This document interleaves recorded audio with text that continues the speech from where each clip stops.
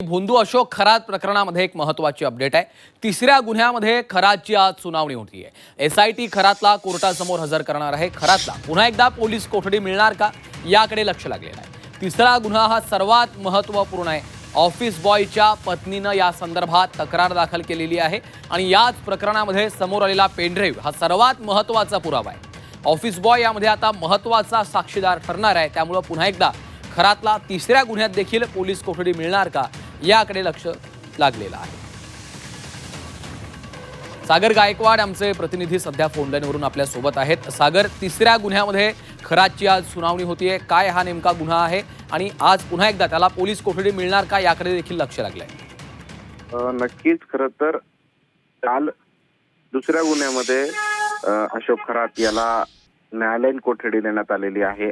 काल पुन्हा एसआयटीने अशोक खरातचा ताबा घेतला आणि आज पुन्हा अशोक खरातला न्यायालयात हजर करण्यात येणार आहे। तिसऱ्या गुन्ह्यामध्ये त्याला पोलीस कोठडी मिळावी यासाठी एसआयटीकडून खरं तर मागणी करण्यात येणार आहे। तिसऱ्या गुन्ह्यामध्ये एका 7 महिन्याच्या गर्भवती महिलेचा लैंगिक करण्याचा गुन्हा जो आहे तो ह्या खरातवरती दाखल आहे।